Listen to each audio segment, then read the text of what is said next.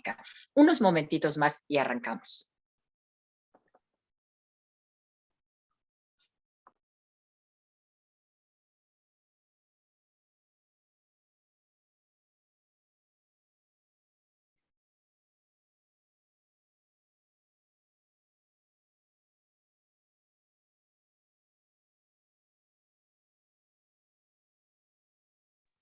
Siempre fuera de mi zona de confort.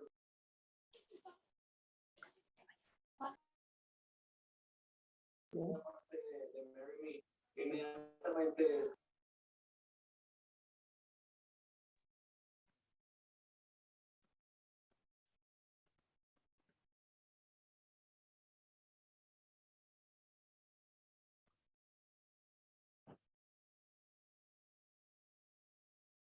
Ahorita sí ya pasó, ya estamos aquí, estamos en la película y bueno,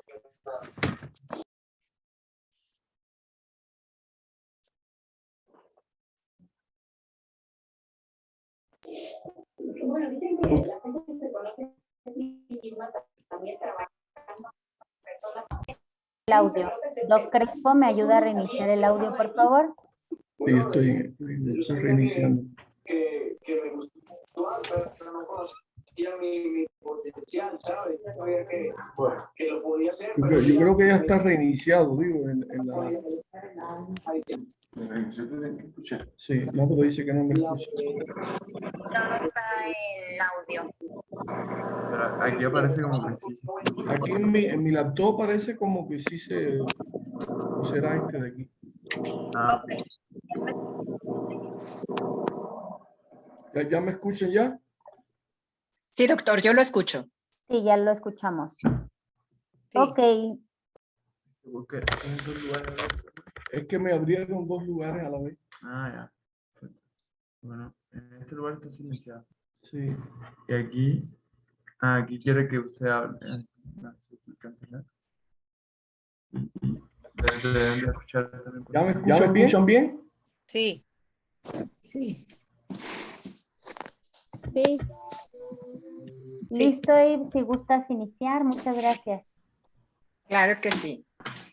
Bueno, pues vamos entonces ahora sí a dar inicio a esta interesante plática.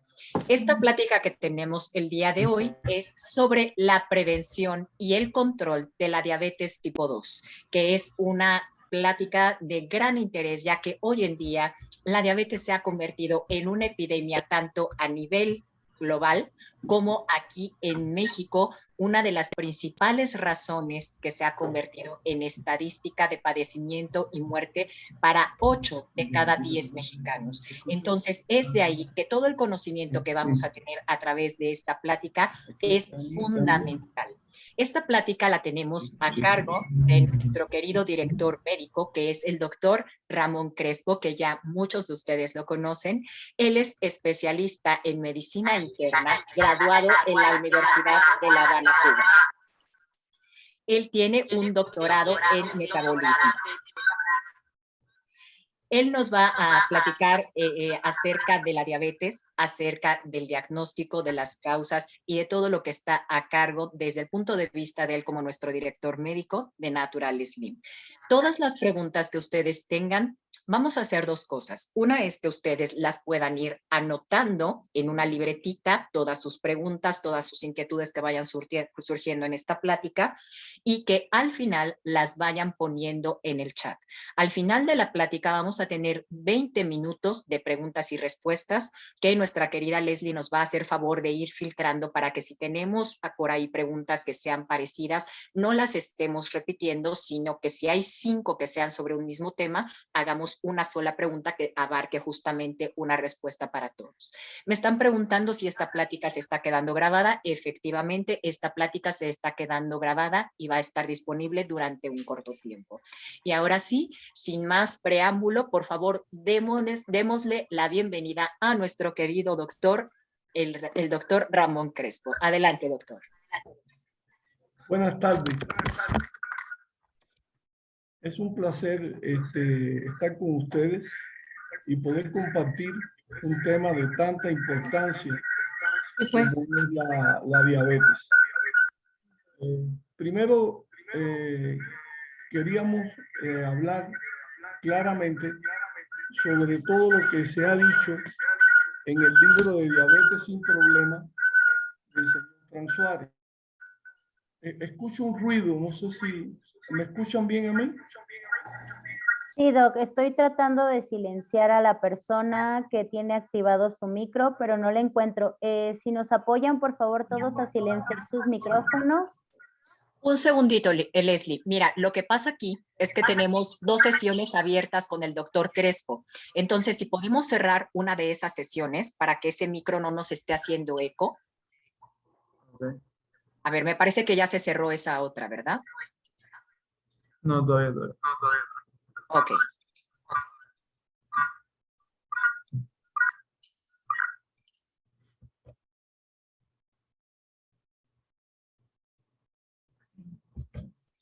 Ahora te deben de escuchar bien.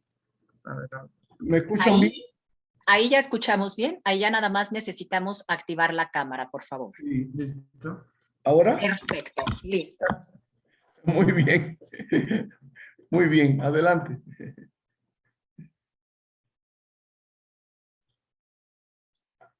Listo, doctor. Entonces, ahora tendré sí. que ir, ¿cómo se llama? Adecuándome a la tecnología. Les decía que muchísimas gracias por la atención de ustedes sobre este tema tan importante como es la prevención y control de la diabetes. Creo sinceramente que los elementos fundamentales de este tema, que podía llamarse el control de la diabetes con la ayuda del poder del metabolismo, están escritos y están explicados brillantemente por el señor Fran Suárez en el libro. Por tanto, nosotros queremos rendir homenaje a Fran y a toda la sabiduría que él transmitió durante muchos años en esta misma dirección de la prevención de esta enfermedad y su explicación desde otro ángulo nunca antes visto. Es decir, yo como médico de más de 40 años, siempre hemos visto en los libros de medicina, porque la diabetes es una enfermedad, pues otro tipo de enfoque.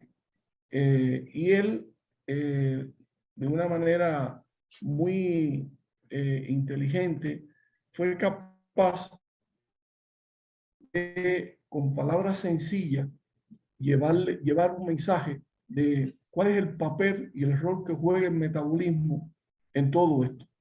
El metabolismo, como se sabe, es la suma de todos los movimientos, acciones y cambios que ocurren en el cuerpo para convertir los alimentos y nutrientes en energía para sobrevivir. Y esto es un elemento muy importante, porque cuando hablamos, y en esto todos los autores están de acuerdo, que la diabetes es un desorden metabólico, en el cual el cuerpo ha perdido la habilidad para procesar y utilizar los carbohidratos refinados, los almidones y los azúcares de forma adecuada. Si todos estamos de acuerdo que la diabetes está relacionada con el metabolismo, parece ilógico que le demos tanta importancia a cómo tratarla con medicamentos y no ver este elemento que es el fundamental, el concepto de que estamos ante un problema metabólico, estamos ante un problema de creación de energía, estamos ante un metabolismo bajo y por tanto Natural Slim, sus sucursales y ese libro de Diabetes sin Problemas, que fue escrito después de 15 años de haber iniciado este programa Natural Slim, donde acudieron más de 50,000 personas y de ellas habían 15,000 personas que tenían la diabetes y que obtuvieron resultados.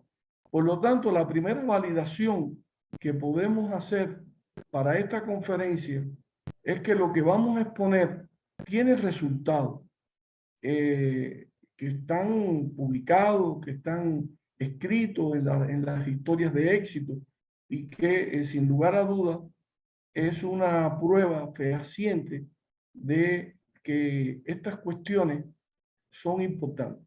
Y tenemos que señalar esto porque nosotros los médicos siempre hemos basado la forma de tratar las enfermedades en los medicamentos. Y los medicamentos se venden en farmacia porque no curan.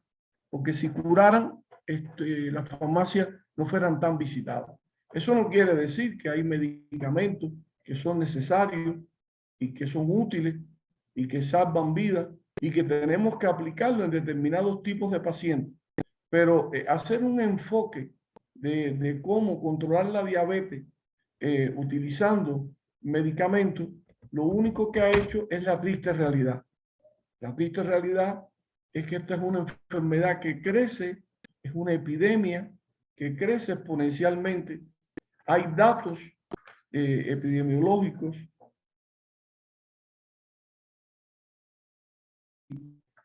alrededor, en el año 1900, teníamos alrededor de 30 millones de diabéticos en el mundo y en el 2017 ya tenemos 415 millones.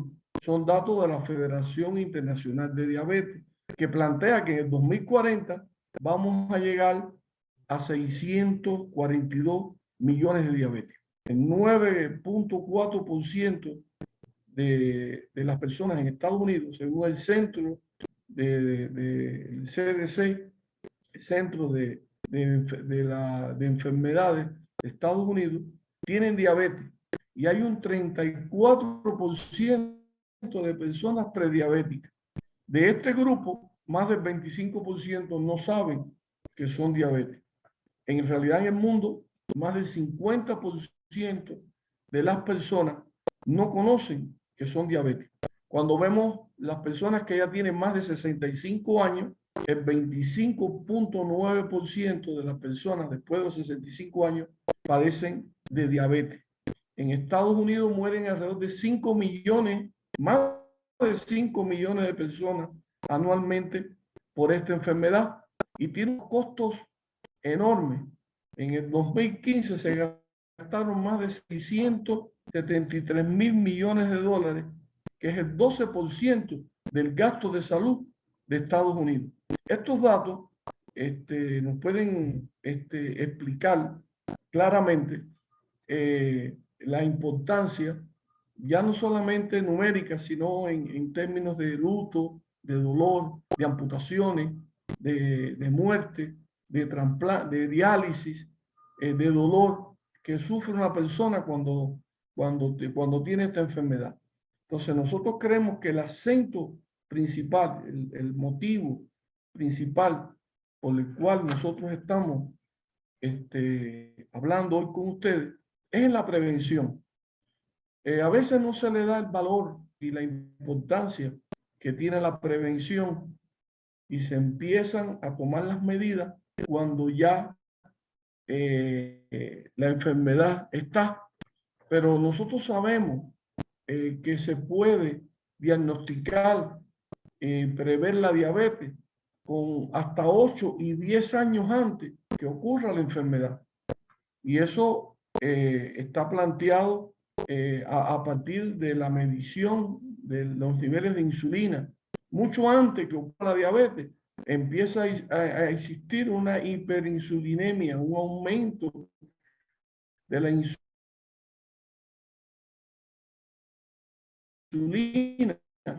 Cuando el paciente está, esa hiperinsulinemia siempre está acompañada de daños en los grandes vasos, en los grandes vasos, en las arterias.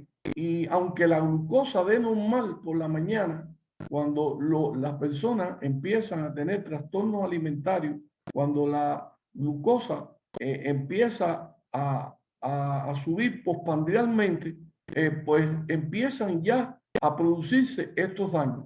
Y por lo tanto, esto es uno de los elementos que nosotros consideramos que es muy importante. Incluso cuando las personas empiezan a hacer hipoglicemia, ya están avisando con 5 años de antelación que puede venir una diabetes.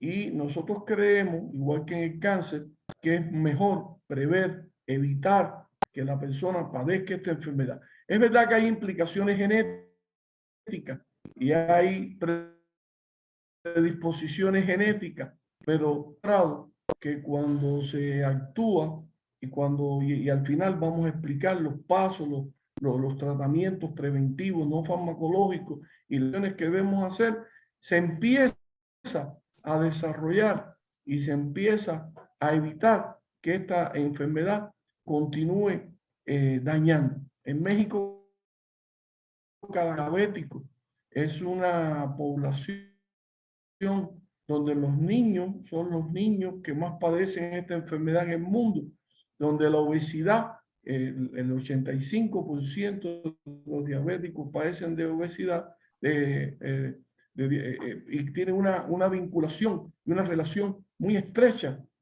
con estas enfermedades. No solamente la obesidad, sino los factores también emocionales que interactúan en todo esto.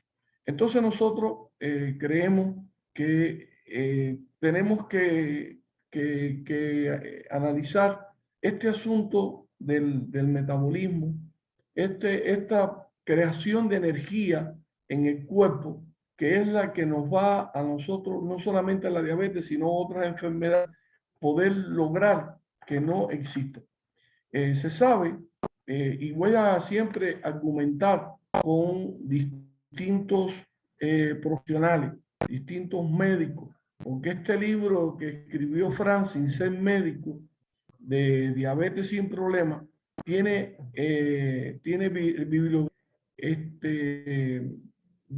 distintos registros de grandes médicos como el doctor Richard Beister. El doctor Richard Beister fue el primero que se podía controlar la diabetes. Él mismo era un paciente diabético, con insulina dependiente. Y el doctor Richard Beister, que es el padre de todo esto, fue el primero que planteó que jamás se podían controlar esta enfermedad si no se disminuían los carbohidratos refinados, y que cualquier acción que se fuera a realizar que se soslayara este asunto de la alimentación no se podía hacer. Otros doctores, como el doctor Mamangeli, planteó planteando que el agua es el solvente del cuerpo que regula todas las funciones, incluyendo la actividad de los solubles que están en ella. Entonces, esto es un elemento importantísimo porque la hidratación tiene un papel fundamental en todos los elementos relacionados con la diabetes. Otros doctores también han planteado acerca del papel de la glucosa. Cuando la glucosa normalmente, cuando ella está elevada, ella de forma espontánea se fermenta. Y cuando se fermenta genera cantidades radicales libres. Siempre que la glucosa pase de 130 miligramos, va a crear mayores radicales libres. Y estos radicales libres son altamente dañinos para la salud. Eso lo demostró el doctor Lester Packer, que es un biólogo de la Universidad de California. Algunos de estos radicales libres se oxidan con el llamado colesterol malo y genera enfermedad cardiovascular. Y aquí vemos la asociación que va existiendo entre la diabetes y las enfermedades cardiovasculares, incluyendo el cáncer. Esto lo demostró el doctor Alan Shai, que es profesor de la Universidad de Washington. El doctor Bucala, Richard Bucala, del Instituto de Massachusetts de New York, demostró que cuando esa glucosa está elevada, se hace una glicólisis, se une a la proteína, la envuelve, no respira esa célula y esa célula se muere. Y eso crea un daño en el tejido celular. Entonces, todos estos elementos científicos, y por eso estoy citando el nombre de los autores, incluso el doctor Richard Richard Beinter tiene un libro que se llama Diabetes Solution, que ahí es una joya, que él explica el papel que tiene los alimentos y la nutrición. Claramente, como hay varias teorías y nosotros en Natural Slim estamos con la dieta 3x1 que plantea el papel que tiene el alimento en la insulina y en el sistema nervioso. Y no es el acento en las calorías, porque cuando usted tiene 100 calorías de brócoli, no es lo mismo que 100 calorías de Coca-Cola o de harina o de azúcar, porque el nivel de insulina se eleva proporcionalmente de acuerdo hacia el alimento que Frank llama alimentos A, que son los alimentos que adelgazan, es decir, los amigos del diabético, y los alimentos G, que son los alimentos que engordan, que son los enemigos. Y esa dieta de 3x1, donde hay una selección de alimentos, donde se puede comer de todo, pero tenemos que ver la proporción de los alimentos y el impacto que tiene. Porque lo primero, y volvemos a la insulina, es que la resistencia a la insulina es fisiopatológicamente, y la fisiología es la piedra angular para entender las causas de las enfermedades y los enfoques para poder realmente resolver el problema. Entonces, nosotros y también se plantea la función que tiene en el sistema nervioso central autónomo, llamado excitado, simpático o pasivo, parasimpático, para poder tener el control de la cantidad de cortisol, de la cantidad de adrenalina, porque no solamente un diabético puede ver que su glucosa está alta porque ingiere alimentos.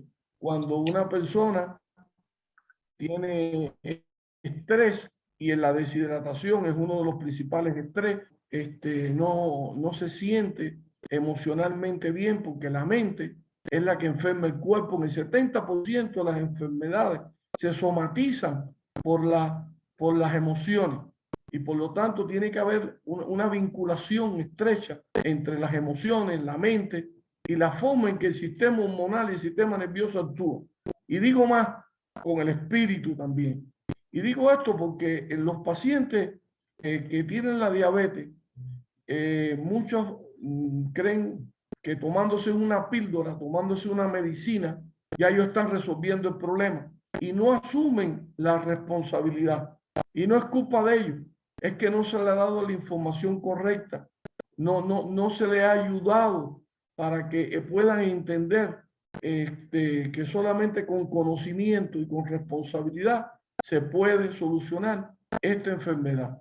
O usted controla la diabetes, o la diabetes lo controla usted y lo destruye, y crea todos los problemas que tienen. Entonces nosotros no debemos de aceptar que cuando estamos ante esta enfermedad, estamos ante algo que no tiene solución. Si los pacientes y las personas que tienen esta enfermedad no se educan adecuadamente, y aquí tenemos la primera medicina.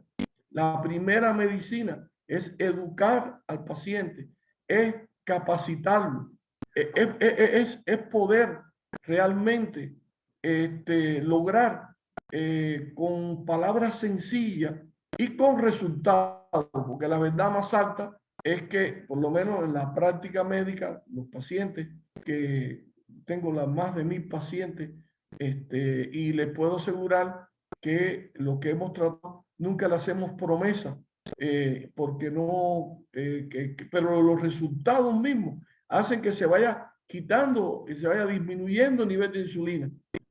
Tengo uno que lo puse de ejemplo en la última conferencia, que ya iban a cortar el pie, y que estuvimos ahí trabajando y siempre poniéndole a él con la responsabilidad, y afortunadamente hizo sus declaraciones, y no hubo que cortarle el pie, y se disminuyen los medicamentos, incluso se pueden quitar.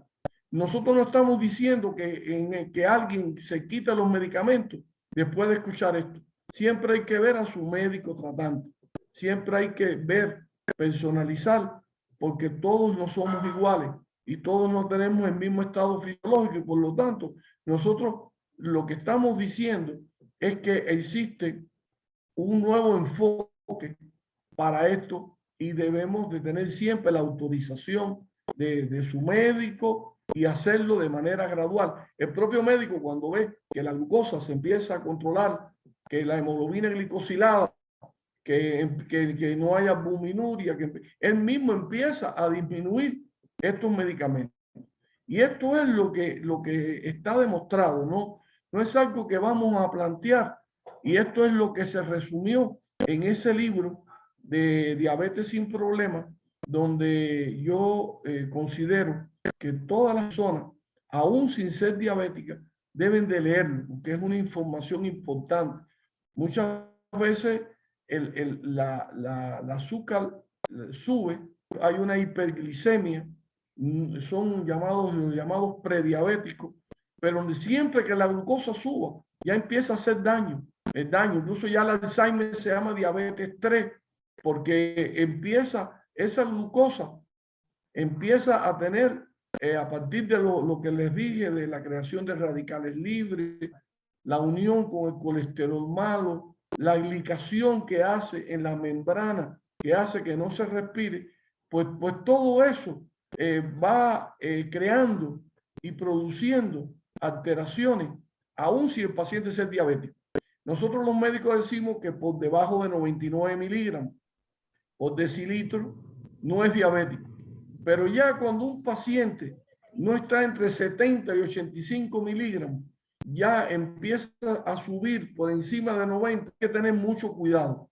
Y hay que empezar a buscarle las causas por las cuales está subiendo esa glucosa.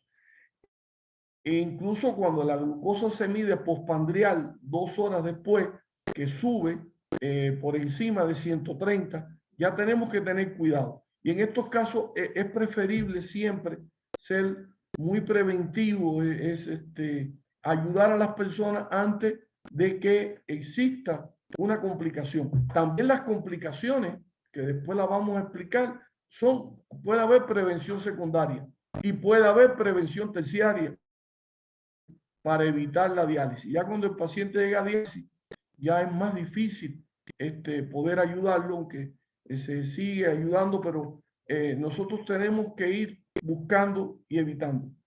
Un grupo de personas que pueden estar en esta situación, que están obesos, tienen sobrepeso o tienen algún tipo de factores predispuestos. Y ya esto nos debe a nosotros estar atentos para todo esto. Aquí, en esta llamada introducción, lo único que pudiera agregar, bueno, ya hablé de la relación estrecha que existe. Aquí se me olvidó mencionar al doctor Guichenque. El doctor Guichenque, que es un nutricionista clínico, llevó la cuestión del metabolismo a otro nivel. Y ahí él planteó bien claro cómo a través del control del metabolismo nosotros podemos controlar la diabetes. Vamos a pasar entonces la lámina número 1 para ya ir entrando en materia y que ustedes vayan teniendo algunos conceptos, no tanto con terminología médica, pero que sí entiendan. La lámina 1, por favor.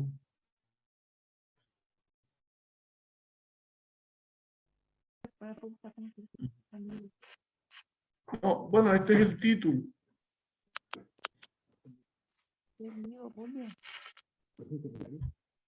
Aquí está, muy bien. Estos son los criterios diagnósticos de la diabetes mellitus. Un hemoglobina glicosilada. Aquí dice glucosilada, es lo mismo. Mayor o igual a 6.5. El número 2, glucosa plasmática en ayunas, más de 126 miligramos.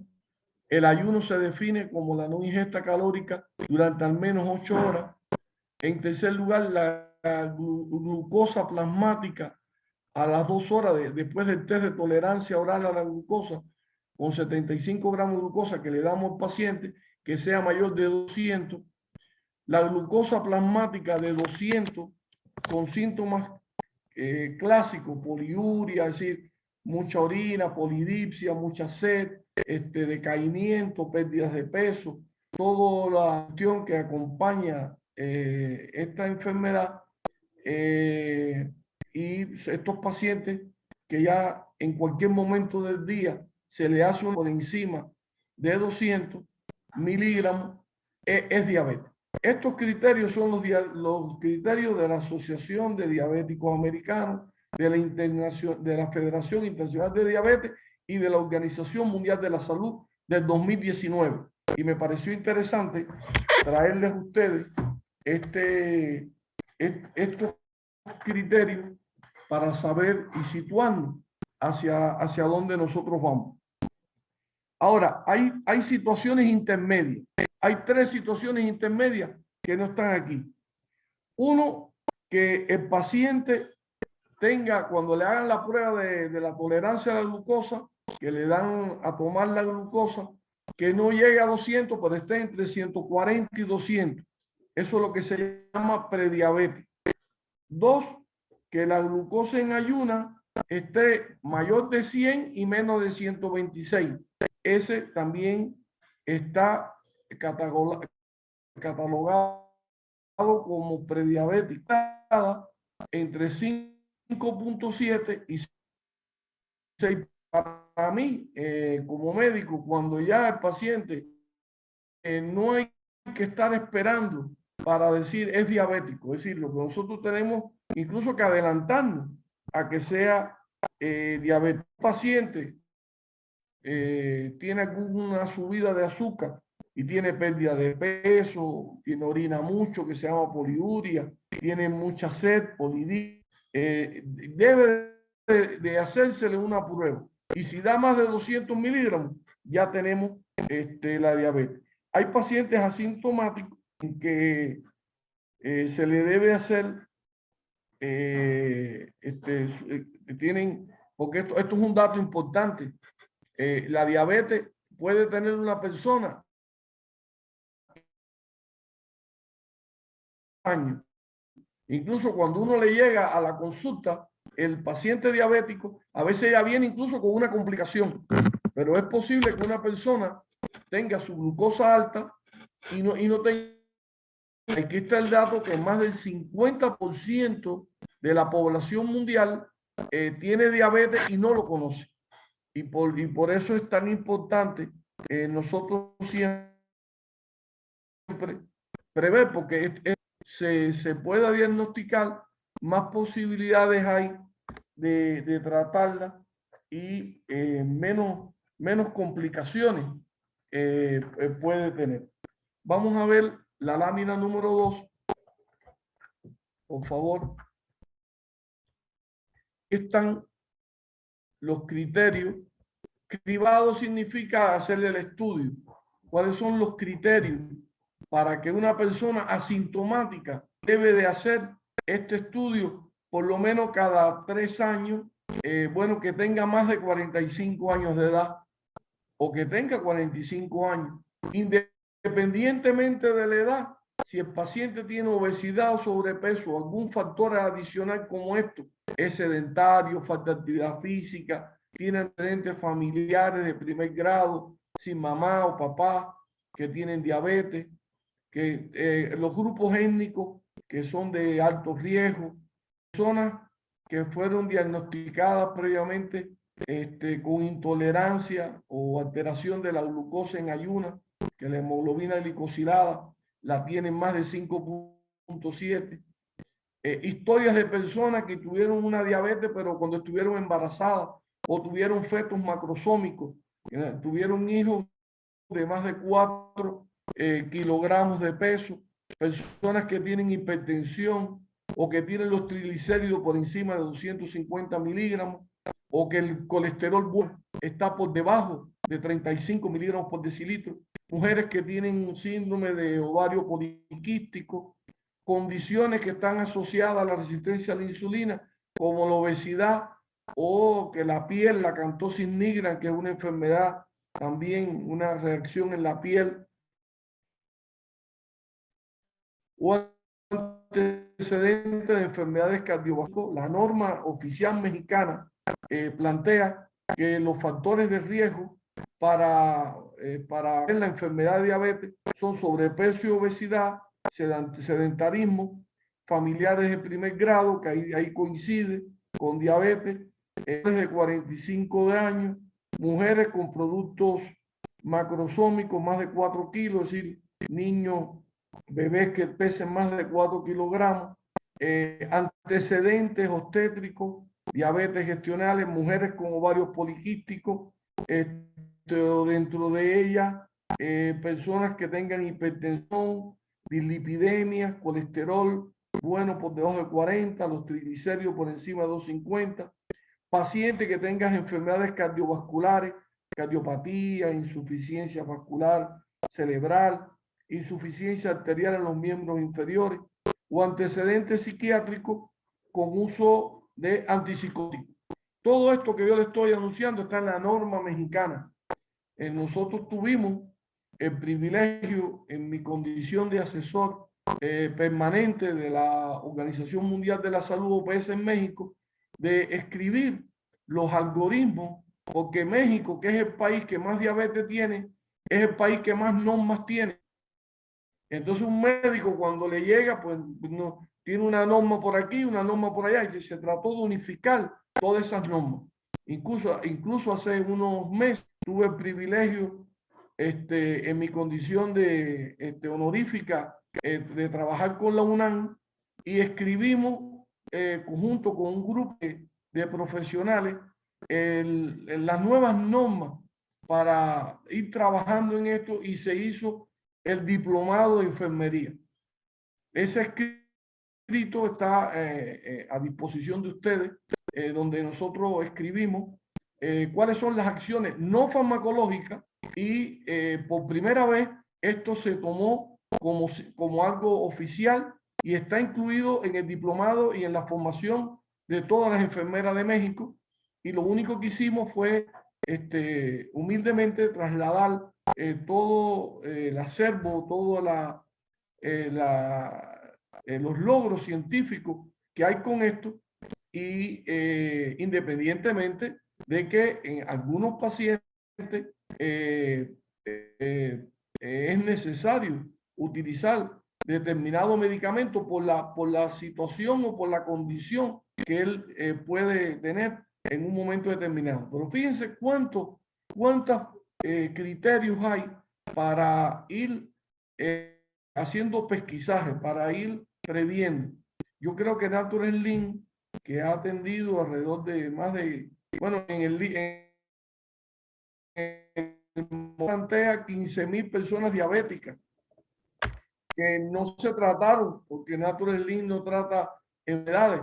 Natural Slim lo que controla la energía del cuerpo, pero que han tenido resultados y que han aplicado los conceptos del metabolismo.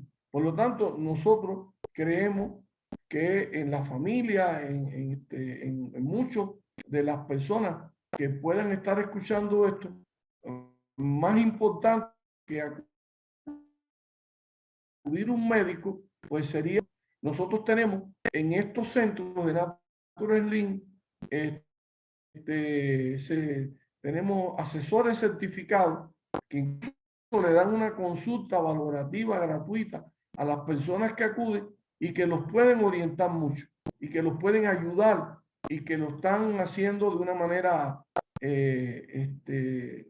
consagrada y de una manera honorable, y que han hecho más, en mi opinión, por la prevención y por la atención y por la solución, a veces, que lugares donde el paciente no se escucha, donde el paciente no siente empatía, donde no se le eleva su responsabilidad, donde no se le educa y donde no se le valide. Porque aquí es muy importante que igual que las células tienen energía, también eso tiene una influencia enorme en las emociones de las personas. Muchas personas empiezan incluso a tener la diabetes después de problemas emocionales, igual que los problemas de la tiroides, porque las emociones, la mente y la actitud, la parte espiritual, la personalidad, todo esto tiene un impacto tremendo en el cuerpo que lo que quiere es sobrevivir y lo que quiere es estar en equilibrio. Y esa parte espiritual que vive dentro de ese cuerpo, pues cuando todos estos elementos se quedan bien unidos en pos de una meta, de un propósito, con un seguimiento y con una validación, los resultados son fabulosos. Y en cualquier condición que esté un diabético, siempre hay que actuar y hacer todo lo posible porque esta persona pueda realmente tener la felicidad y que tiene.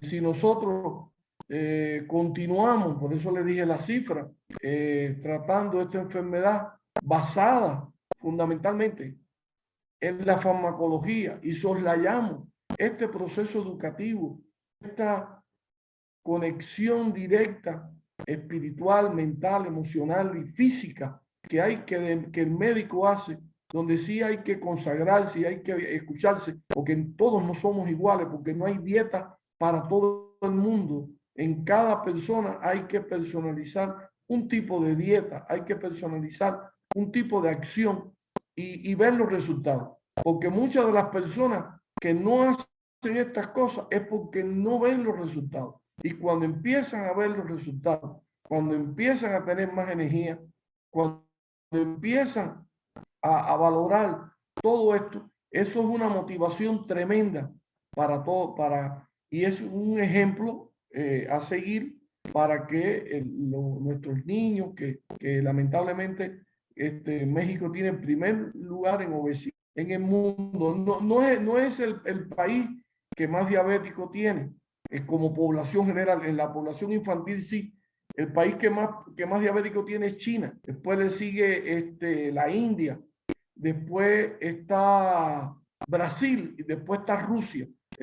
Pero México, aquí no es un problema de lugar. Aquí estamos ante una situación que nosotros tenemos que abordar de manera multifactorial, es decir, e interdisciplinario, y donde todas las cuestiones tienen que ser planteadas.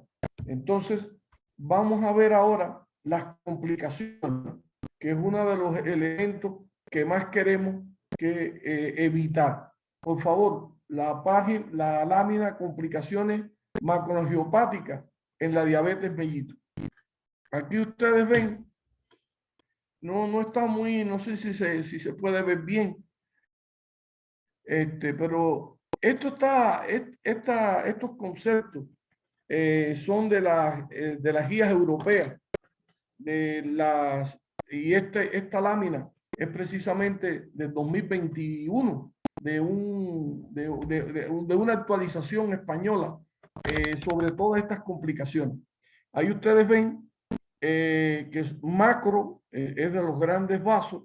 Ustedes ven el ictus, que es la apoplejía, el derrame cerebral, el infarto del miocardio, la impotencia. Incluso cuando empezó esta enfermedad que se descubrió antes de Cristo, uno de los trastornos que más traía era precisamente la impotencia y la frigidez en la mujer por los daños que realiza. Aquí la necrosis vascular, la gangrena en los pies, y ven la claudicación intermitente en los miembros inferiores. Estas complicaciones y quiero repetir bien el concepto, que estamos de la diabetes, que son trastornos metabólicos que todos tienen un fenotipo. Un fenotipo es una característica, es la azúcar alta, es la hiperglicemia. Es verdad que hay una interacción entre la genética y los factores ambientales, y que los factores que contribuyen a esa hiperglicemia es el déficit de secreción de insulina por las células betas del páncreas, la disminución de utilizar la glucosa o el aumento de la producción de glucosa. Trastornos metabólicos que acompañan a la diabetes dañan todos los órganos. En Estados Unidos, los que tienen nefropatía en etapa terminal, es decir, ya pacientes que se están dializando, que van a morir, es la primera causa de enfermedad renal terminal en Estados Unidos.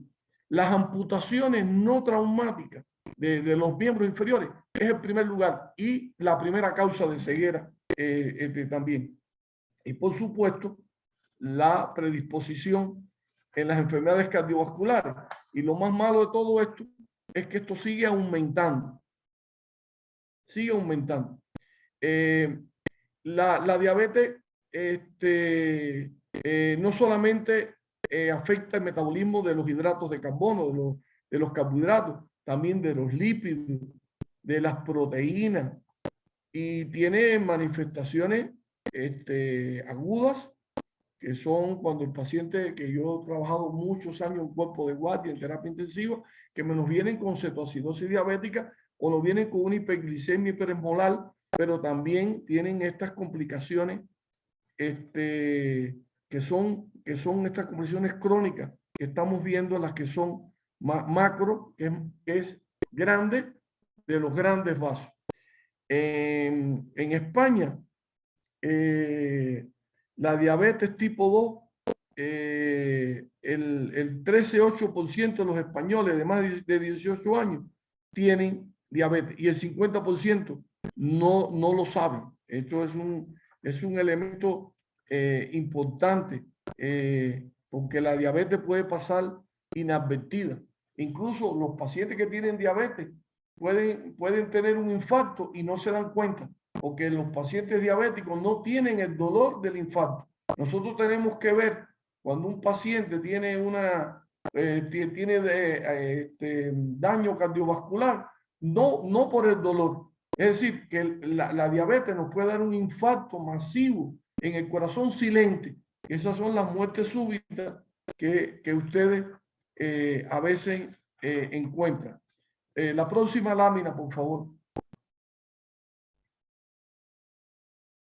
Aquí ustedes ven ya las complicaciones microangiopáticas.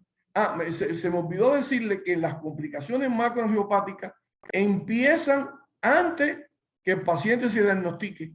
Es decir, siempre que hay hiperglicemia, siempre que hay hiperinsulinemia, hay estas alteraciones macroangiopáticas. Ya las microangiopáticas, esta que vamos a ver ahora, estas sí se ven cuando ya el paciente empieza con la diabetes. Incluso el control de la glucosa, para algunos autores, se hizo un estudio en Gran Bretaña, un estudio, yo solo anoté por aquí, de 10 años, de 10 años. Y en este estudio, yo les anoté ese estudio que se hizo, aquí está, y en ese estudio, aquí está, perdón. Un estudio que se hizo en Gran Bretaña con 4.200 diabéticos tipo 2, que es la conferencia de hoy, que es superior a 10 años. 4.200 diabéticos que se estudiaron todos 10, 12, 15 años, como mínimo 10 años. Y se vio que cuando estos pacientes controlaban la glucosa y le medían la hemoglobina glicosilada, estas complicaciones que yo les voy a explicar se quitaban, se disminuían. Incluso se vio que aquellas que vimos en la otra lámina, a largo plazo también disminuían. Y por lo tanto, esto tuvo un impacto tremendo en el riesgo cardiovascular, porque cuando una persona es diabética, normalmente está la diabetes. Hay obesidad, hay hipertensión, el colesterol sube y todos estos elementos cuando se asocian. Aquí ustedes ven en las complicaciones de la diabetes, está la retinopatía que causa ceguera y que causa tantos problemas en las personas diabéticas y que el elemento preventivo fundamental es controlar la glucosa y la hipertensión. Por favor. Ajá. La neuropatía autónoma, que son vasos, daños que se producen en un determinado segmento por un nervio, la taquicardia, la gastroparesia, cómo daña la motilidad intestinal, la nefropatía, los daños que ya les expliqué, que es una de las cuestiones que más diálisis produce, las vejigas neurógenas, las diarreas y a veces alternando con estreñimiento, la polineuropatía sensitiva distal, que va subiendo de la punta del pie, por eso se llama en forma de guante, como si fuera una media, un calcetín, y que tienen dificultades en la sensibilidad, dolorosas, térmicas. Todas estas cosas se empiezan a manifestar ya en los pacientes cuando tienen la glucosa, ya tienen la diabetes y empiezan estas complicaciones. Estas complicaciones también se pueden prever si nosotros tomamos una conducta adecuada para nosotros poder resolver los problemas que nos llevaron. Es decir, que no porque ya una persona tenga una determinada enfermedad, ya podemos decir que ya no tiene solución. No, nosotros podemos restablecer, podemos ayudar. Y por último, vamos a hablar de la última lámina, donde esto está sacado de Harrison del 2020. Por favor, la quinta lámina, que son las guías de atención médica. No les voy a leer todo esto, pero en esta guía está clara el control glucémico óptimo y un tratamiento individualizado. Esto lo plantea el libro de medicina interna más prestigioso que hay en el mundo. Por eso el monitoreo con el glucómetro es tan importante en todas las personas, aún sin ser diabético, para medirle esta glucosa por mañana o postprandial en algunos casos. Esa autovigilancia. La prueba de hemoglobina glicosilada que nos mide 3 meses cuál es el promedio de glucosa que ha tenido este paciente. Se debe hacer 2 o 4 veces al año.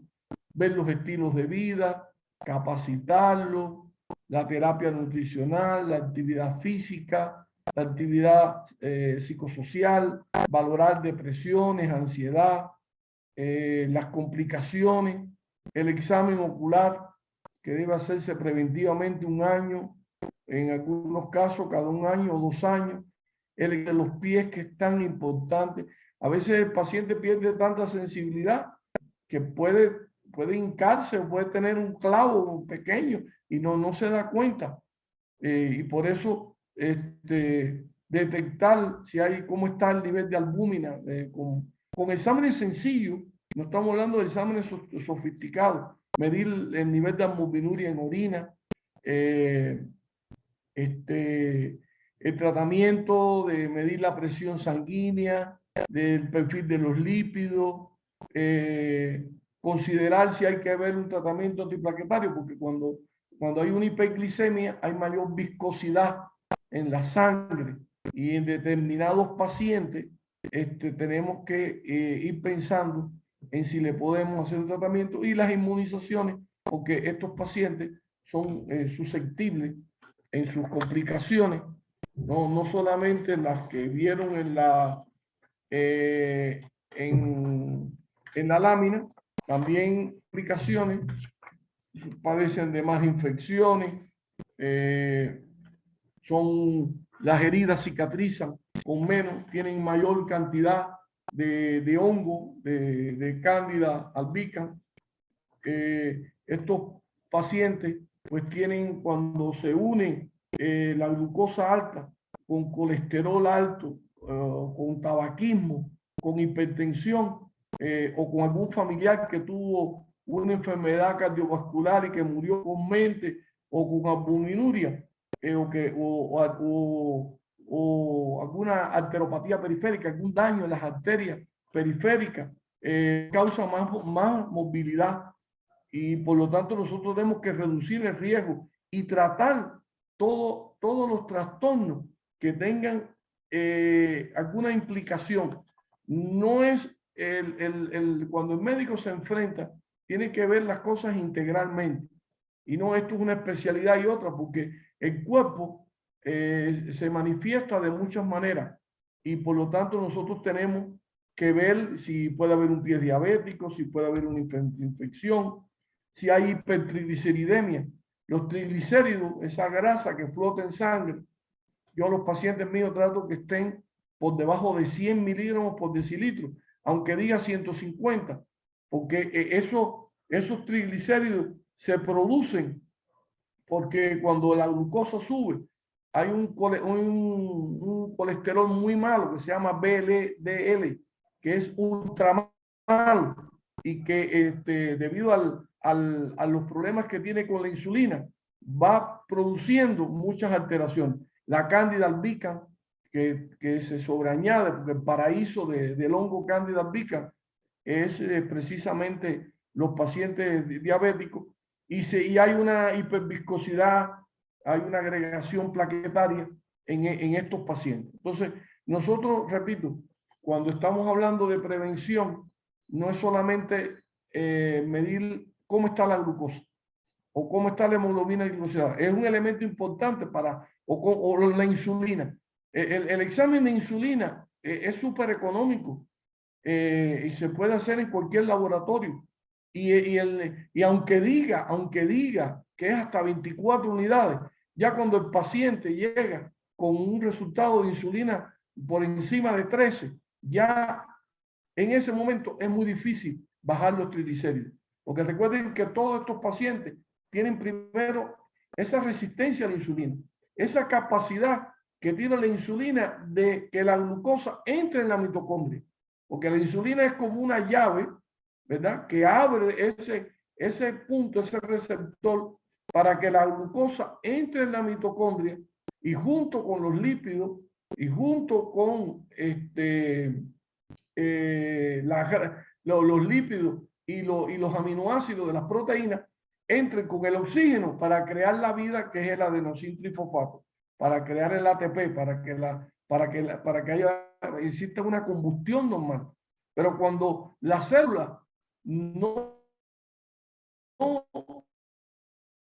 le hace caso a la insulina, la desoye, esa glucosa no entra en esos tejidos y viene al hígado y se forman los triglicéridos y los grasos, y hay una esteatosis hepática y existe una hipertrigliceridemia que puede darme una pancreatitis o que me puede dar un infarto o que me puede dar una cirrosis hepática. Entonces, estos elementos hay que verlos de manera integral, porque si nosotros actuamos, nosotros siempre podemos evitar un paso, una complicación más. Y evidentemente cuando vemos que hacemos un ultrasonido abdominal y vemos que el hígado ya no está graso, cuando vemos que los triglicéridos bajan por debajo de 100, cuando vemos que el colesterol bueno sube, el colesterol bueno es como un escudo que protege ese HDL, protege hasta de enfermedades como cáncer, pues ayuda muchísimo. Las propias estatinas que mandan y todos estos medicamentos, pues no ayudan tampoco a ver las causas. Si usted puede mandar metformina y glimepirida y puede mandar los medicamentos que ustedes quieran, pero lo que yo estoy hablando, que es bioquímica, que es fisiología, que es daño a nivel celular, a nivel mitocondrial, a nivel de los telómeros que se van acortando, a nivel de la vida celular y del metabolismo, eso no lo evita, eso no lo evita. Lo que lo evita es que la glucosa no suba, que el paciente haga estas recomendaciones que yo les voy a decir y que casi todas son sacadas de la ciencia, ¿no? Nosotros pues también estamos aprendiendo. Entonces, ya en el tratamiento no farmacológico, algunas cosas las hemos enumerado, podemos ir pensando en primer lugar en la alimentación. Primer punto, la alimentación. La alimentación, tenemos la dieta de 3x1. La dieta 3x1 se basa en el impacto hormonal y en el sistema nervioso autónomo para el paciente. Y eso es un elemento importantísimo. Incluso los pacientes diabéticos, aunque no hay dieta para nadie, y menos para los diabéticos, hay que personalizarlo.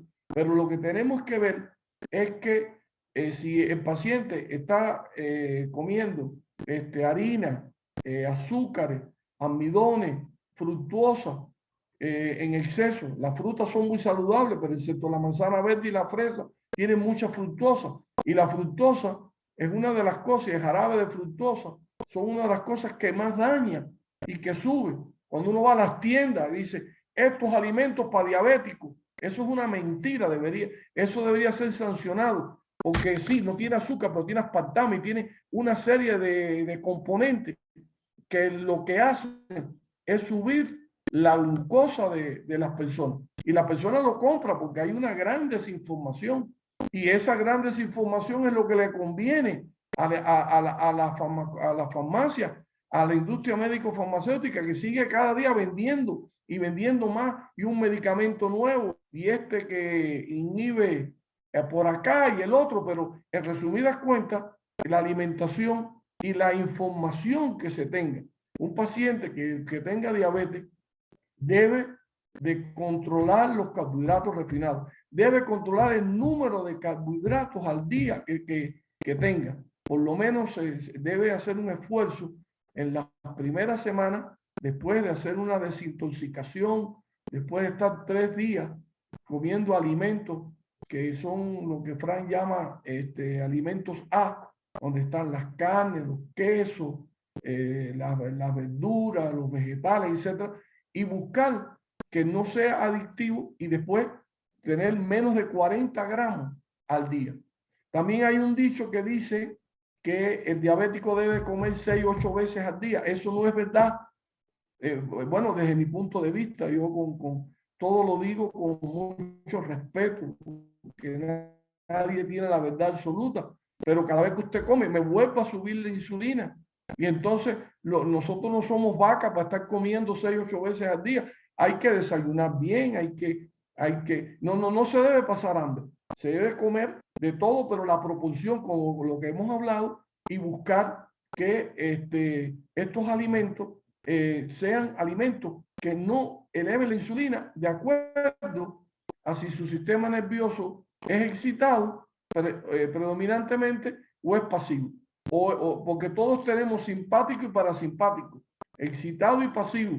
Eso en los videos de Fran está tan magistralmente explicado eso. Pero eso es un elemento. Hipócrates decía que los alimentos sean tu medicina y que tu medicina sean los alimentos. Por lo tanto, aquí tenemos que dar la información correcta y elevar la responsabilidad de las personas. Porque si no, es imposible. Si no controlamos este asunto de la alimentación, que debe ser de manera gradual. No hay por qué, no se trata de pasar hambre, no se trata de hacer una dieta que puede realizar. La personalizamos y la persona empieza a aprender a seleccionar los alimentos, saber cuántos carbohidratos tienen, cuáles son los que me suben la insulina. Bueno, pues si yo tengo un sistema nervioso predominantemente el citado, pues aquí las carnes rojas no es lo adecuado, aquí son las carnes blancas. ¿Cómo debo disminuir la grasa? ¿Por qué el aceite de coco?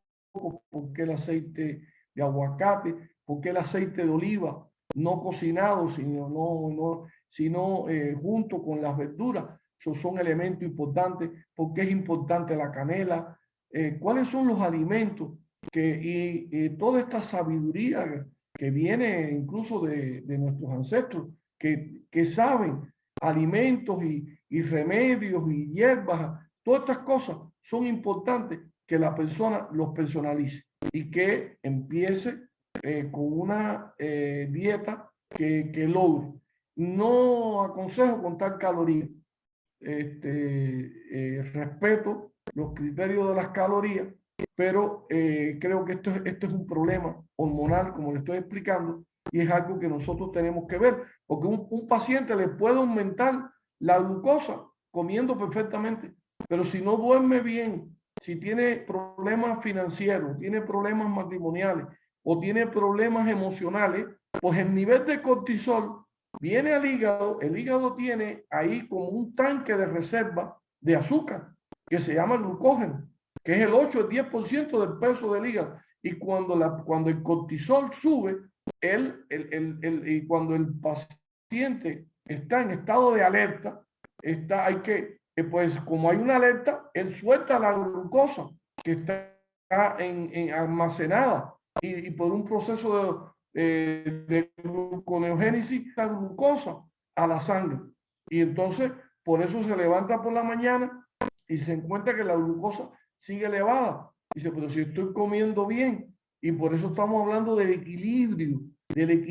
Por eso el yoga, la meditación, la conexión a tierra, los baños de sol. Eso es tan importante para que el sistema nervioso esté en equilibrio. El simpático debe estar del 8 al 10% al día.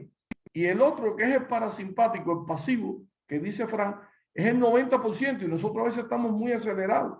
Entonces no hay manera que se produzca un metabolismo celular correcto cuando yo tengo toda esta cantidad de elementos y de hormonas que me están constantemente fabricando más glucosa dentro del cuerpo.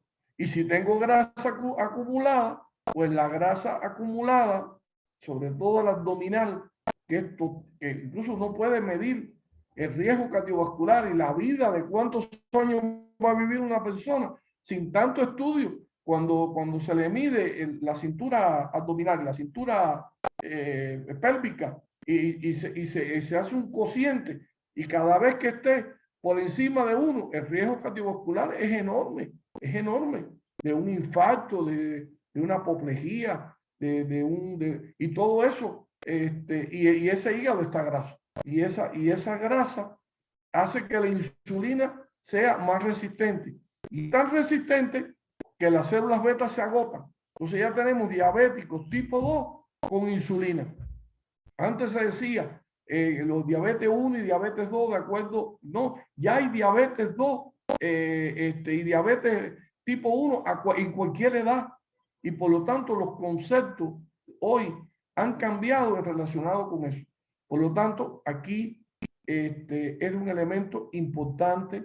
Los jugos de vegetales son muy importantes, jugos de vegetales que no hay que batirlo, sino que se exprime en un extractor y se le echa un poquito de limón y no se mezcla con frutas ni nada. Y eso también tranquiliza el sistema nervioso, porque es muy importante en esta alimentación saber, hay alimentos que son agresores, que a uno le agrede y al otro no. Un alimento agresor no es una alergia, pero un alimento agresor dispara la glucosa. Yo mismo como un poco de pan, ¡pum!, y me sube la glucosa enormemente. Es lo que me gusta, pero a veces lo que le gusta a uno, al cuerpo no le gusta. Entonces uno tiene que tener voluntad para saber que hay alimentos que no importa la cantidad, aunque sea un poquito, es como un veneno para el cuerpo. Eso en Natural Lean se explica bien claro cómo se detectan esos alimentos agresores. En los niños incluso les medimos el pulso porque aumenta la taquicardia. El alimento no solamente aumenta de peso, porque recuerden que la obesidad es uno de los elementos claves y principales para resolver este problema de la diabetes. Hay que empezar por ahí y hay que empezar por la grasa más que por el peso. Y que la grasa empieza a disminuir inmediatamente en todos los estudios. Cuando una persona empieza a disminuir de peso, de grasa, cuando esa persona, su cintura y su ropa, que no miente, le va diciendo, pues los niveles de glucosa bajan extraordinariamente, extraordinariamente. Entonces, esto es un elemento. El segundo punto, que es sumamente importante, es la hidratación. En el caso de la hidratación, yo di una conferencia sobre eso y no me quiero demorar para darle tiempo a las preguntas. El agua se decía que servía para transportar las cosas y para llenar espacio. No. El agua regula todas las funciones del cuerpo, incluyendo las sustancias que están diluidas. Y eso cambió el paradigma. Y eso lo demostró el doctor Bamangeli. Incluso la fórmula que Fran tiene de kilogramos entre 7 para el número de vasos de agua al día, 70 kilos pesa el paciente, entre 7 son 10 vasos, o las libras entre 16, sale de ese libro, Los muchos clamores de mi cuerpo por el agua, de Body Cry for Many Water, que es un bestseller. Este doctor dedicó toda su vida a demostrar las propiedades que tiene el agua. Agua que no es lo mismo que líquido. Usted le echa un poco de hojita de Jamaica o de limón o té, lo puede tomar, pero ya para el cuerpo eso no es agua. Es un alimento y hay personas, asombrosamente, yo he hecho mi estadística, como estoy escribiendo un libro y estoy buscando verdades científicas, y yo me asombro que muchas personas me dicen, no, yo todavía lo que tomo es agua de coco. Ah, no, yo tomo agua cuando me acuerdo. Y no toman el agua suficiente. ¿Y cuál es la principal causa de que la glucosa suba? El estrés. ¿Y cuál es lo que más estresa el cuerpo? La deshidratación. Entonces, si nosotros no hidratamos el cuerpo de manera correcta y diaria, nunca vamos a regular este asunto de la glucosa, de los prediabéticos y menos de un diabético. Un diabético que no tome agua adecuadamente y que crea que tomando jugos y té, ahí está el agua incluida, no podemos regular nada de esto. Esto es más amplio que de explicación, pero sí es muy importante. El agua incluso debe tomarse al levantarse por la mañana, como una medicina, que por la noche ya se levantó, se toma 1 o 2 vasos, cada vaso de 8 onzas, 250 mililitros. Y cuando voy a comer, 1 hora antes y 1 hora y media después. Y cuando me voy a acostar, me tomo mi último vaso de agua y cojo una pizquita de sal en el dedo y me la pongo sobre la lengua, porque la sal no debe pasar de 5 gramos al día, que es una cucharadita, incluyendo la sal que está en los alimentos. Y los mexicanos no son como nosotros los cubanos, que a ustedes les gusta más la sal, pero hay que tener cuidado. Tomar mucha agua y poca sal me vuelve a crear un problema. Entonces, el agua para el metabolismo celular, si yo quiero tomar agua, la tomo cuando quiera, si quiero para tragar, pero no tiene efecto. Hay que tomarla al levantarse por la mañana, hay que tomarla 1 hora antes, hay que tomarla 1 hora y media después y poquito a poco, porque el cuerpo lleva mucho. Hay gente que ven el agua y tienen deseo hasta de vomitar o no les gusta, o se la toman un día sí, un día no. Aquí el secreto está que debe ser diario y hasta que ya usted tiene la cantidad de agua suficiente en su cuerpo y el cuerpo le va pidiendo eso, y eso regula los niveles de glucosa, de ácido úrico, de la presión arterial, y la sangre ya no está muy viscosa. Ella crea unos pozos eléctricos, unos pozos de energía en el cerebro y manda, como si fuera una batería de DHL, manda por todos los nervios, Por dentro de cada nervio que llega a la punta del pie, hay un tubito de agua y ahí va la enzima, ahí va el nutriente. Entonces, estimula la serotonina, estimula que haya indolamina, estimula que haya melatonina para dormir y no haya que buscar medicamentos psiquiátricos que lo que sirven es para que la gente pierda afinidad y haya más suicidios, etcétera. Y en algunos casos se justifica. Yo no tengo nada en contra de las personas que tienen esa profesión, que respeto, pero que nosotros sabemos que en vez de reconvertir la serotonina, lo que tenemos es que darla de manera natural. Y en los pacientes hipertensos, si le damos diuréticos, le damos furosemida, lo que lo estamos deshidratando más, cuando el agua, cuando está regulada, me controla colesterol, me controla enfermedades y todo eso está validado por la ciencia. Lo hermoso de lo que yo estoy hablando es que esto está validado por la ciencia. Gústele o no le guste a algunos voceros de la industria médico-farmacéutica. Lo que estamos diciendo y lo que queremos hacer es un proyecto mundial con clínicas que traten a los pacientes. Y sí, claro que hay que a algunos hay que darle medicamentos porque los medicamentos salvan vidas o en un momento no estamos en contra de eso, pero estamos en contra de que en Estados Unidos toda persona que tiene más de 60 años está tomando de 5 a 10 medicamentos y todos esos medicamentos interactuando. Y las personas que tienen más de 70 años están tomando entre 10 y 15 medicamentos. Y toda esa cantidad de medicamentos, con todas esas reacciones tóxicas, pues empiezan a crear disímiles problemas en el cuerpo, incluyendo que está entre las primeras 10 causas de muerte mundial. Entonces, además de la hidratación, dije, número 1, alimentación, número 2, hidratación. El número 3 es el ejercicio, que ustedes han escuchado mucho. Es muy importante que la práctica del ejercicio, tan sencillo como caminar, empezar a caminar. Lo ideal sería 1000 pasos diarios, pero lo posible, lo óptimo y lo perfecto son categorías filosóficas, sabiendo que lo perfecto nunca existe, porque lo perfecto nunca existe. Pero empezar a caminar, empezar a hacer ejercicio, 15 minutos, 20 minutos. Claro, para yo hacer ejercicio tengo que crear energía, porque usted no puede con una tarjeta de crédito si no tiene dinero. Entonces, lo primero que tenemos es que llenar el cuerpo de energía y paulatinamente teniendo ese esfuerzo. Si se 150 a la semana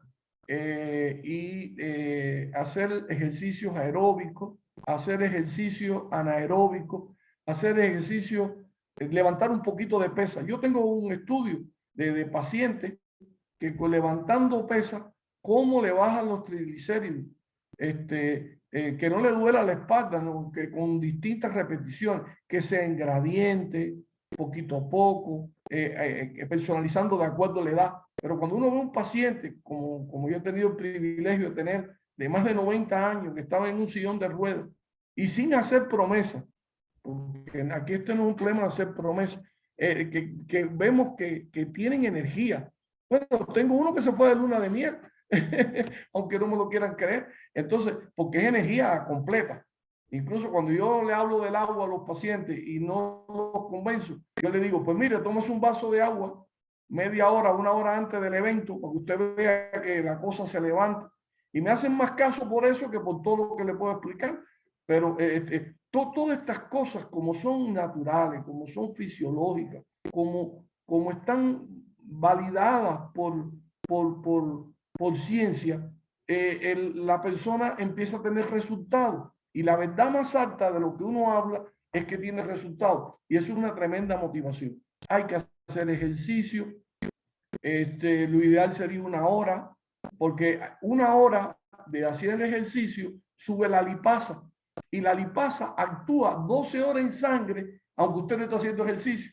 ¿Y qué hace la lipasa? La lipasa me limpia la arteria, me limpia la arteria. Es natural. Una de las cosas que tienen los diabéticos es que se le acelera la aterosclerosis. Y la aterosclerosis en las carótidas, cuando uno hace el examen que va a examinar las carótidas, está oyendo los soplos carotídeos, ya el déficit de riego de dos arterias que llevan la sangre al cerebro y por tanto eso va creando, condicionando que haya un accidente vascular encefálico, que hay una hemorragia subaracnoidea, que hay una trombosis cerebral, una isquemia cerebral. Entonces, cuando nosotros estamos haciendo que la aterosclerosis no suba, yo estoy rejuveneciendo, porque una persona tiene 8 o 10 años, puede rejuvenecer 8 o 10 años en su arteria. Esa es la edad verdadera. La edad de las manacas es una, pero yo tengo una edad biológica. A veces, desgraciadamente, tienen 8 o 10 años de edad biológica superior a la edad cronológica. Y todo esto, porque el envejecer no es una enfermedad.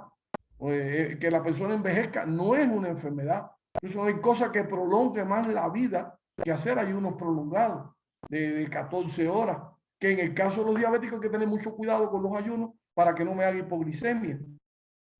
La hipoglicemia es una complicación que siempre hay que evitar. Siempre que el azúcar sube, el azúcar baja. Y puede producir que si está por debajo de 70 miligramos, una hipoglicemia. Cuando la hipoglicemia, cuando yo hice el servicio social, que llegué de Cuba, en el Gregorio Sala Flores, un paciente fue a bañarse en la ducha, hizo una hipoglicemia y ahí apareció muerto. Porque siempre el azúcar alta, los médicos tenemos mucho tiempo, pero cuando el azúcar baja, se producen una serie de reacciones. A veces yo he tenido que ponerle glucosa hipertónica en vena porque llegan en coma los pacientes a los cuerpos de guardia. Entonces nosotros, los ayunos prolongados, digo esto en el caso diabético, pero un diabético controlado puede hacer un ayuno prolongado. Una persona que haga un ayuno de 14 horas, de 3 veces por semana, que haga ejercicio 1 hora diaria, que tenga buenas relaciones sociales, porque eso es muy importante, las relaciones sociales, que tenga meta, que tenga propósito, que su espíritu, su mente y su cuerpo estén alineados y que además tome el resveratrol, que es un suplemento carísimo, carísimo, de 500 miligramos que se saca de la uva. Eso prolonga enormemente la calidad y la capacidad de vida. Y eso es lo que queremos, ¿no?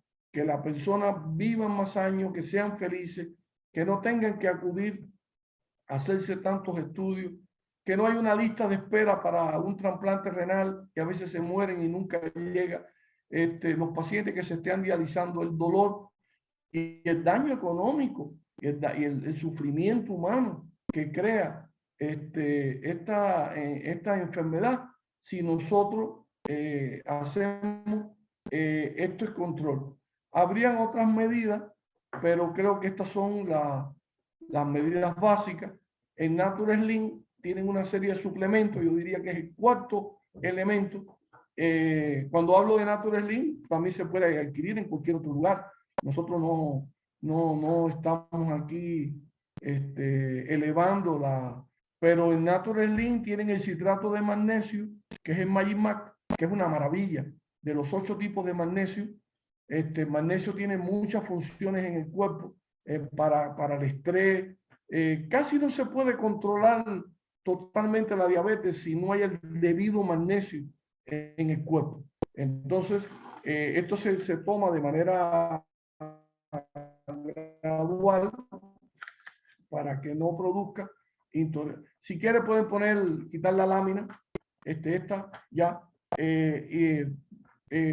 Los que están poniendo las láminas, si quieren pueden quitarla, porque ahora me di cuenta. No, esto al final ponemos esa última lámina.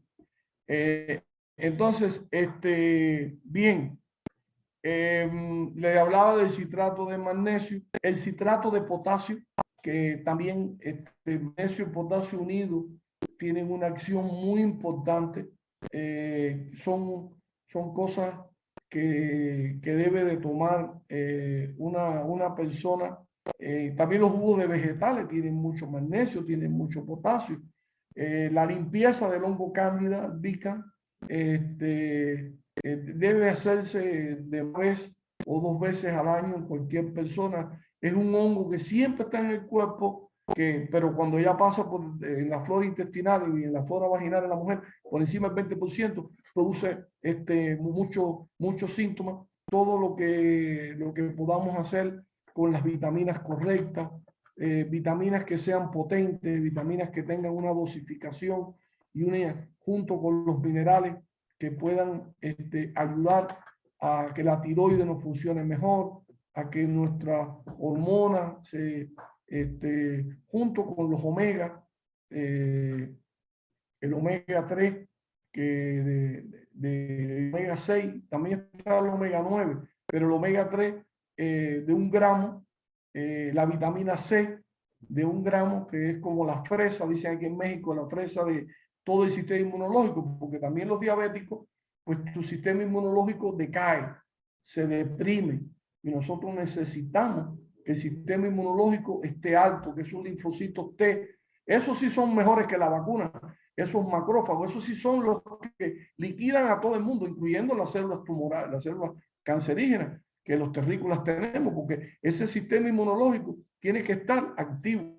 Esa macrobiota, esa flora intestinal con probióticos, que hagan posible que ahí, donde es lo que se llama en medicina hoy el segundo cerebro, ya se sabe que hay un nervio que va de ahí abajo, en la parte entérica, en la parte intestinal, la parte al primer cerebro. Y esto es clave, es fundamental, no solamente para la diabetes, sino para que las personas sean más sanas, para que tengan más calidad de vida y los años que Dios le dé, pues tengan la capacidad de sentirse feliz. Esto en sentido general es lo que nosotros queríamos explicarle con todo el cariño. Si hay alguna palabra médica, les pido disculpas, pero son temas muy complicados, pero como ustedes ven, son sencillos. A veces las cosas las tenemos delante y no queremos aceptarlas. Este es el camino, este es el camino para nosotros evitar. Hay médicos que desde que llegue el paciente, que ya tiene un poquito de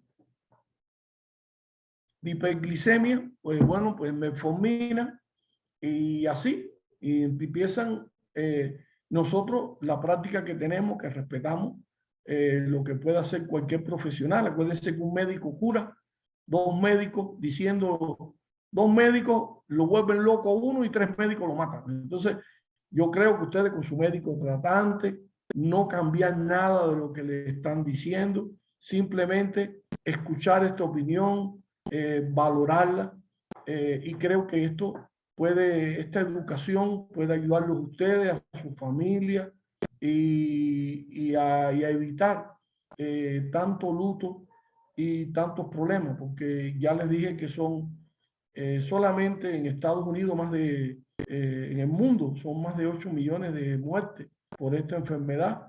Y miren la pandemia esta, cuántos problemas nos ha traído. Y está ahí todos los años, viendo esto. Y los centros que creó el señor François, los centros Natural Link, son un ejemplo de prevención, de atención. Posiblemente la labor que se ha hecho a lo largo de todos estos años es incalculable. Es incalculable cuántos beneficios y cuántas posibilidades con esa tecnología del metabolismo.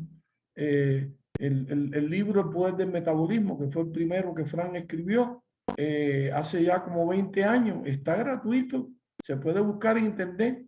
El último libro, el que él me pidió que yo escribiera la introducción del libro, se llama Metabolismo Ultrapoderoso. Ahí ustedes ven lo que nosotros, mi opinión, cuando tuve el honor de que él me pidiera esa posibilidad. Y siempre que hago esto, pues claro que tengo que pensar en Fran, tanto cariño, tanto como hermano, un puertorriqueño, un boricua, un cubano. Bueno, ya estoy naturalizado en México, vivo aquí hace 11 años y estoy muy feliz aquí, pero lo que quiero decirle es que cualquiera de estas cuestiones, pues yo siempre pienso que es la manera de salvar el legado que él nos dejó. Muchas gracias. Muchas gracias, doctor Crespo, qué amable. Gracias por tanto conocimiento siempre. Por ahí tenemos unas preguntitas y igual ya por el tiempo yo creo que solo nos va a dar tiempo de responder a lo mejor 2, pero bueno, vamos midiendo. Le comparto la primer pregunta de Lulú Salomé que dice, ¿cada cuánto tiempo recomienda hacer los estudios de hemoglobina glucosilada y curva de tolerancia a la glucosa? Muy bien, muy bien. En el caso de la persona que tenga diabetes, la hemoglobina glicosilada se debe hacer cada 3 meses. Cada 3 meses porque 120 días vive el glóbulo rojo y ahí está el azúcar en la vida de esos 120 días que vive un glóbulo rojo. Entonces, y me dice el promedio. No se debe hacer este estudio de manera rutinaria, es decir, en una persona, excepto que tenga ya la confirmación. Siempre hay que tratar de mandar los menos estudios posibles y los más necesarios. Ahora, en el caso de una glucosa en ayuna, es una prueba sencilla, una química sanguínea, que a mí me gustaría no ser la de 6 elementos, sino por lo menos 27. Ya las químicas sanguíneas en México están de más de 45 elementos en un solo pinchacito, pero la glucosa, esta con el glucómetro tal, es una glucosa plasmática, es bastante fidedigna, y aquí en el ladito del dedo, ¿verdad? En esta parte de aquí no duele, y esa me dice la verdad. Entonces, y también con mi glucómetro me lo puedo hacer 2 horas después de la comida más copiosa, que se llama postprandial. Si ya el paciente está entre 100 y 125, está ahí persistente, entonces nosotros mandamos lo que se llama la curva de tolerancia a la glucosa, que es la otra pregunta que me hace, que se le da 75 gramos de azúcar, se lo toma y se saca la sangre de 2 horas. Es para saber si ese examen da por encima de 200, se hace el diagnóstico. Yo creo que, como yo les dije, el cribado es la pregunta de la persona que tenga más de 45 años, y debe hacerse cada 2 o 3 años. Es decir, una persona asintomática que no tiene síntomas, pues cada 2 o 3 años se puede hacer un estudio de glucosa. Si ya tiene diabetes o ya tiene una prediabetes, entonces la hemoglobina glicosilada sí se convierte en un elemento más importante que la tolerancia a la glucosa, porque el que me mide complicación es la hemoglobina glicosilada. Siempre que la hemoglobina glicosilada esté por encima de 5.6, ya me está diciendo que 3 meses atrás hay hiperglicemia, porque es un promedio de 3 meses. Y eso, la hiperglicemia en exceso, me produce inflamación. Y la inflamación me produce erosión. Y la erosión en la parte vascular hace que el colesterol malo venga a taparlo, como si fuera un albañil, y sube el colesterol malo y todo lo que yo he explicado. Entonces, la hemoglobina glicosilada, lo que sí debe hacerse, yo lo mando a mis pacientes 3 o 4 veces al año. Y en algunos pacientes, la verdad, cuando uno empieza a hacer un check-up, un estudio, pues como hay algunos pacientes que ya tienen diabetes y tienen complicaciones, pues se la mandamos. Siempre que esté por debajo, los estudios dicen por debajo de 6, pero ya siempre que la glucosa esté cerquita del parámetro, ya me está diciendo que algo no está bien. Y tengo muchos años, porque el secreto aquí está en que yo tengo en mi mano la posibilidad con medición. Por ejemplo, a mí me gustaría más la insulina, medir más la insulina en sangre. Hay uno que se llama OMA-IR, OMA con H, -IR, que me mide glucosa e insulina al mismo tiempo.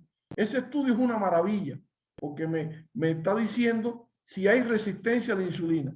Recuerden que antes que el paciente diabético, él le subió la insulina con 10 años de anterioridad. 10 años, 8 años, ya tiene la insulina alta. Y se hace el análisis por la mañana y la glucosa le da normal. Porque la hiperinsulinemia está antes. Después viene la hiperinsulinemia postprandial. Comió y se le insulina. Y después ya está la hiperglicemia y ya tenemos el diagnóstico de diabetes. Eso es lo que puedo contestar. Muchas gracias, Doc. Tenemos por aquí otra pregunta de Hilda que dice, ¿existirá algún tipo de tratamiento para regular o mejorar las condiciones de necrosis vascular y cuáles son las características? Sí, bueno, qué buena pregunta. Sí, para la necrosis vascular y para las complicaciones que hablé ahorita, macroangiopática o microangiopática, un elemento importante es regular la glucosa en sangre. Es decir, que el secreto, por eso hablé tanto del alimento y de la insulina, es decir, en la misma medida en que la glucosa empiece a medirse y empiece a estar normal, ya estamos en un elemento importante. Lógicamente, si hay una necrosis, hay que hacer devisión, hay que hacer limpieza, hay que buscar.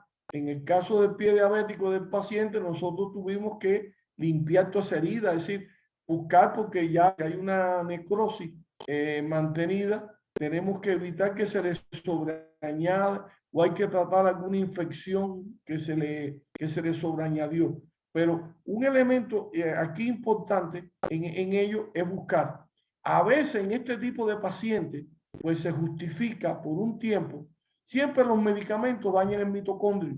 El mitocondrio está dentro de la célula y es donde se origina, ¿verdad? Con el ciclo de Krebs y todo eso, el adenosín trifosfato. Pero que a veces un paciente tenemos que darle un antibiótico porque ya hay una infección sobreañadida o tenemos que hacer alguna medida para evitar una amputación. Yo tenía una imagen que estaba un poco tétrica porque se veía un pie que le faltaba un dedo y yo dije, deja no ponerla, porque el problema de la necrosis y de los daños, sobre todo en las gangrenas y los pies diabéticos, es una de las cuestiones que hay que verlo detenidamente.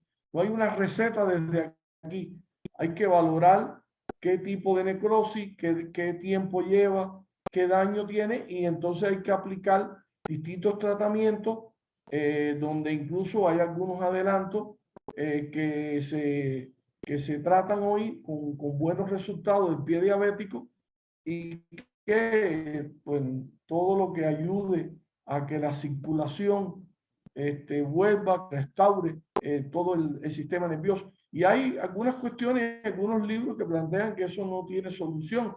Por ejemplo, la neuropatía diabética, que los pies se duermen, pues se plantea que eso no tiene cura y que se puede quitar el dolor con distintos medicamentos, pero nosotros hemos visto que sí se puede que recuperar muchísimo y evitar un daño si el paciente es bien valorado, bien atendido y se le ve la causa de todo esto. Es como la ceguera, ¿no?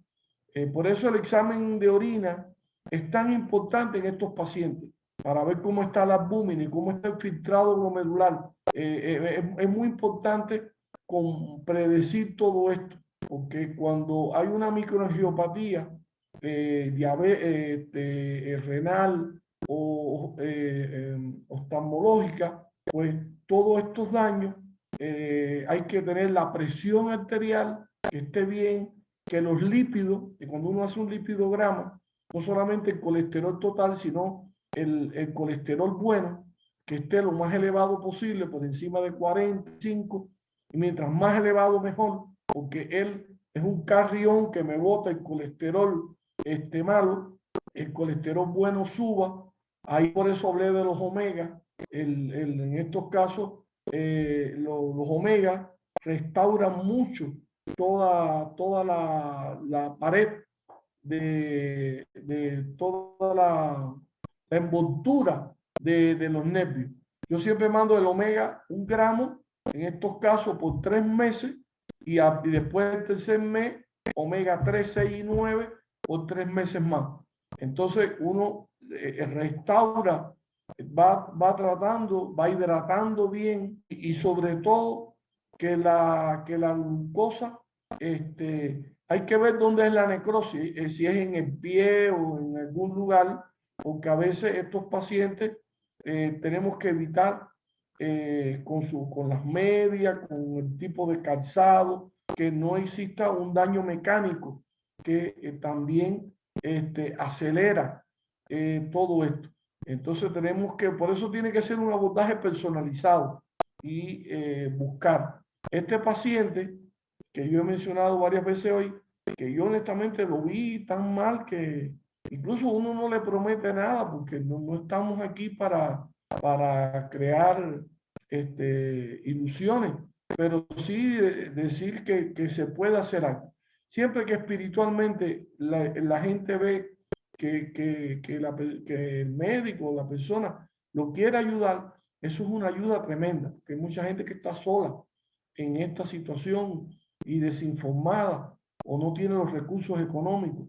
Por eso estamos hablando de cosas sencillas donde no hay que hacer grandes gastos económicos. En realidad, si la salud pública considerara algunos de estos elementos, en vez de gastar tanto en sillones de ruedas, en amputaciones, tuviéramos el dinero para darle fuerza a todos estos elementos de la prevención. Y el diseño que hay es muy biologista, soslaya todas estas cuestiones mentales y espirituales en muchas oportunidades y cree que son simples consejos y no pone el acento. Una de las cosas que Frank quería hacer en Chiapas era hacer un estudio con 50 pacientes diabéticos y 50 diabéticos que no tenían la tecnología del metabolismo. Estuvimos casi a punto de hacerlo y tuvimos ya autorización y lamentablemente no se pudo concluir esa investigación. Él sí la hizo en Puerto Rico y habían algunos que tenían necrosis, habían complicaciones. Siempre que regulemos la glucosa, siempre que regulemos la presión arterial, los factores predisponentes y veamos la cuestión concreta, qué edad tiene, los resultados son muy buenos. El cuerpo tiene una capacidad enorme para restaurarse y si nosotros somos capaces de ayudar. Muchas gracias, doctor. Aprovecho para decirles a las personitas que dejamos en el chat sus datos por cualquier duda. Y ya por última pregunta para irnos, igual es una duda que tienen algunos, ¿es normal que al momento de hacer ejercicio aumente mi glucosa? Sí, qué buena pregunta. Pues sí, puede aumentar un poquito, porque en ese momento hay un estado de y el cuerpo la necesita y puede aumentar un poco la glucosa en un momento de un ejercicio moderado, un ejercicio fuerte, pero eso se va a estabilizar inmediatamente, porque el ejercicio, además de la lipasa, el ejercicio hace que se abran los vasos sanguíneos a nivel muscular y que las células musculares están apetitosas, están hambrientas de glucosa.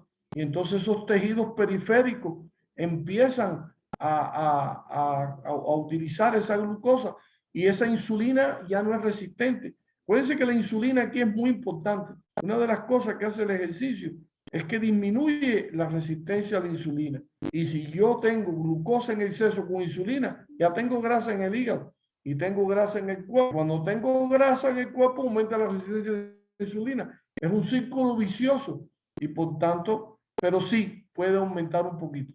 Yo de todas maneras quisiera que pusieran la última lámina que ahorita para que ellos la tengan y que bueno, cualquier cosa que nosotros podamos ayudar o algo, pues ahí estamos.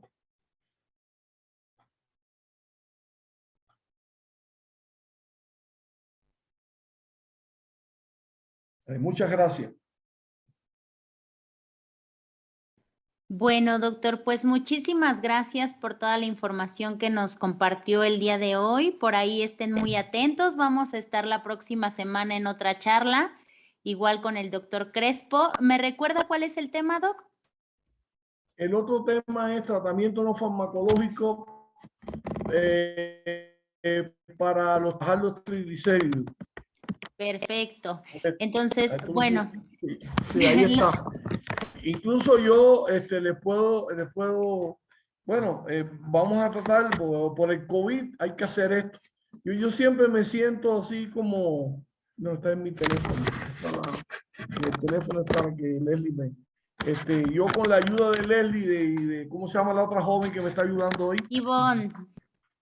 Ivonne, quiero darle las gracias a ella que tanto esfuerzo hacen porque esto salga y que sin ellas yo no puedo hacer nada, la verdad. Hasta mi hijo hoy tuvo que ayudarme porque es que es muy difícil darle este tipo de charla que no es presencial, que es como a mí me encanta, ¿no? Poder ver a los ojos a la gente y poder ayudarlo. Pero bueno, aquí está la última. Incluso les pido disculpas por el tiempo que creo que me pasa importante. Creo que la última se llama. Sí, es tratamiento no farmacológico para triglicéridos y colesterol, me parece.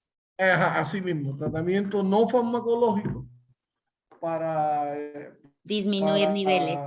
Para controlar los triglicéridos y el colesterol.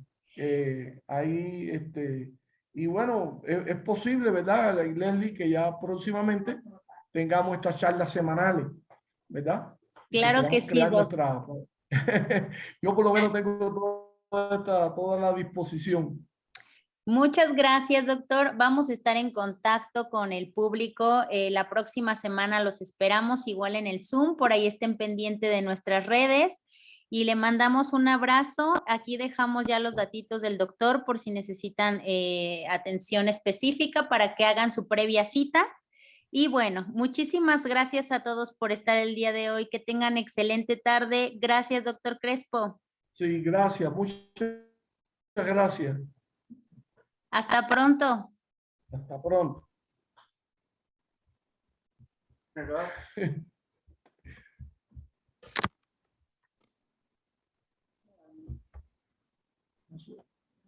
No sé cómo quedó.